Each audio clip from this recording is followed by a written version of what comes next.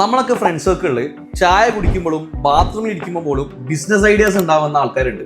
പലരുടെയും business ideas ഒക്കെ കേട്ടാൽ ഭയങ്കര റെവല്യൂഷനൈസിങ് ആയിട്ടുള്ള ഐഡിയാസ് ഒക്കെ ആവും. പക്ഷേ അവർ ഈ ഒരു ബിസിനസ്സിലേക്ക് എത്താതിരിക്കാൻ പല കാരണങ്ങളുണ്ട്. ഒന്ന്, വെറുതെ ആ ഒരു വൈബിന് പറഞ്ഞൊരു ഐഡിയ ആയിരിക്കും. രണ്ടാമത്തത്, ചിലപ്പോൾ അവർക്ക് നല്ല താല്പര്യം ഉണ്ടാവും, പക്ഷെ എന്താണ്, അവരുടെ ഫ്രണ്ട്സിൽ നിന്നോ റിലേറ്റീവ്സിൽ നിന്നോ കാര്യമായ സപ്പോർട്ട് ഉണ്ടാവില്ല. ഇനി ഇത് രണ്ടും ഉണ്ടെങ്കിൽ അവരുടെ കയ്യിൽ പൈസ ഇല്ല എന്നുള്ള പേടിയായിരിക്കും.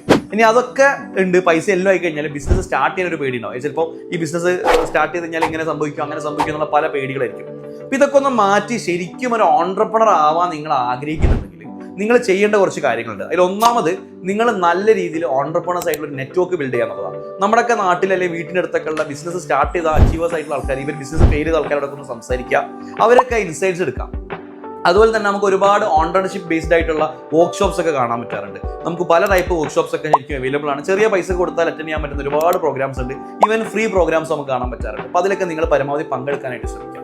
ലിങ്ക്ഡിനിലൊക്കെ സജീവമായിട്ട് നിങ്ങൾ ഉണ്ടാവുക. ലിങ്ക്ഡിനിലൊക്കെ പരമാവധി ഓൺട്രപ്രണേഴ്സിലേക്ക് കണക്ഷൻസ് ക്രിയേറ്റ് ചെയ്യുക. എന്നിട്ട് അവരോട് സംസാരിക്കുക, അവരുടെ ഓഫീസ് വിസിറ്റ്സ് ചെയ്യുക, അവരിൽ നിന്നൊക്കെ ഇൻസൈറ്റ്സ് എടുക്കുക. അപ്പോൾ ഇത്രയും കാര്യങ്ങൾ ചെയ്താൽ തന്നെ നമ്മളെ പലതരത്തിലുള്ള പേടികളും അതുപോലെ തന്നെ നമുക്ക് ഈ ഒരു ഓൺട്രപ്രണർഷിപ്പിലേക്ക് വരാനുള്ള മിത്തൊക്കെ ഒന്ന് മാറിക്കിട്ടും.